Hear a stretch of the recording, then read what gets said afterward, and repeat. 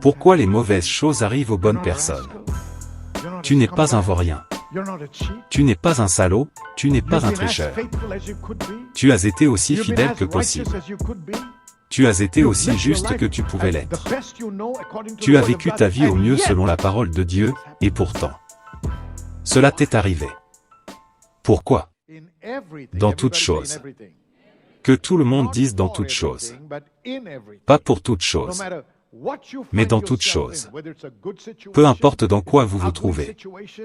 Que ce soit une bonne situation, une mauvaise situation, une situation triste. Quoi qu'il en soit, nous ne sommes pas appelés à dire merci pour cela. Mais nous sommes appelés à rendre grâce dans ces situations. Tu te retrouves soudainement dans un endroit où tu ne peux pas expliquer pourquoi c'est arrivé. Pourquoi cela aurait dû arriver? Dieu m'a-t-il oublié? M'a-t-il abandonné? Tous ces genres de questions vont venir inonder ton esprit. Ne commence pas à t'attarder là-dessus. Ne commence pas à tout remettre en question. Vous venez de perdre votre job. Ils vous disent, nous n'avons plus besoin de vos services. Ne commencez pas à vous plaindre. Ne dites pas, qu'est-ce qui s'est passé? Ai-je péché? Ai-je mérité cela? Mais dans toute chose rendons grâce à Dieu. Pourquoi? Parce que c'est la volonté de Dieu. Que tout le monde dise, je veux connaître la volonté de Dieu. Tu veux connaître la volonté de Dieu? La volonté de Dieu, c'est que nous rendions grâce.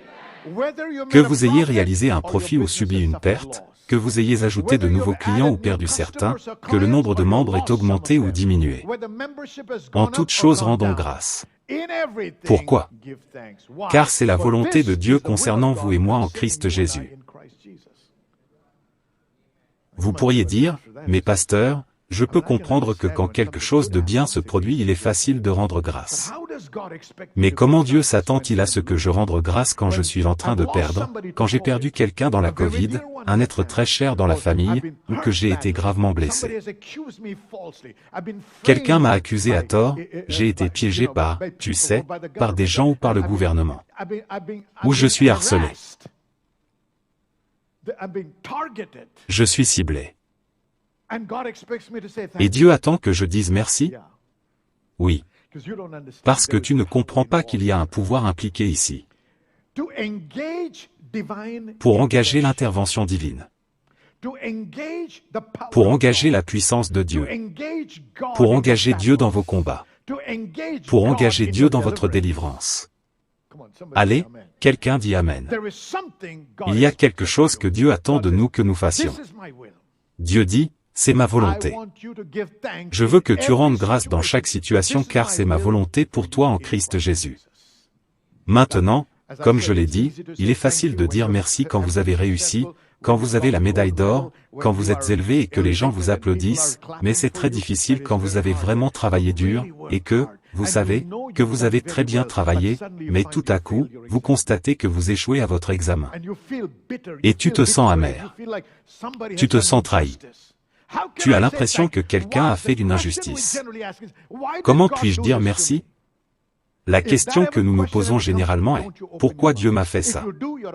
Si jamais cette question se pose, n'ouvre pas la bouche. Sinon tu es un insensé. Parce que tu commences à exprimer ce que le diable suggère, tais-toi. Dis, je refuse de parler de cette façon, parce que je sais que mon Dieu a dit. Les plans que j'ai pour toi sont des plans de et non de malheur. Dieu a donc un plan pour toi. Tu es un homme et une femme de destinée. Tout ne se passe pas selon ce que vous avez prévu.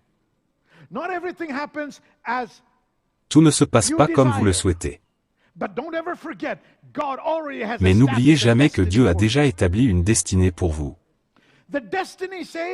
La destinée dit que la volonté de Dieu est ceci, bien-aimé, par-dessus tout, je souhaite que tu prospères, ainsi que ton âme. C'est la volonté de Dieu. Eh bien, si c'est la volonté de Dieu, pourquoi ai-je perdu mon travail? Si j'ai de la valeur pour Dieu, comment se fait-il que je sois rétrogradé? Si j'ai de la valeur pour Dieu, pourquoi est-ce que je souffre comme ça? J'ai été fidèle à l'Église, j'ai payé la dîme tout le temps, j'ai donné la semence sacrificielle, j'ai prié, j'ai lu la Bible, et je suis très fidèle. Je sers le Seigneur dans la maison, pourquoi est-ce arrivé? Pourquoi les mauvaises choses arrivent aux bonnes personnes? Pourquoi? Tu n'es pas un vaurien.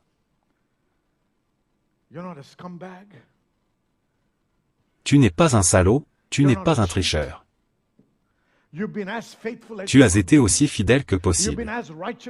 Tu as été aussi juste que tu pouvais l'être. Tu as vécu ta vie au mieux selon la parole de Dieu, et pourtant, cela t'est arrivé. Pourquoi? Quand ces choses arrivent, ce n'est pas le moment de se demander pourquoi.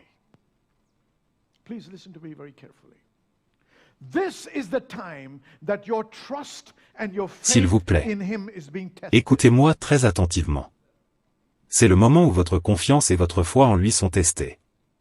Ne vous blâmez pas. Ne blâmez pas les autres pour cela. Mais souvenez-vous juste de quelque chose. Dieu est un Dieu fidèle.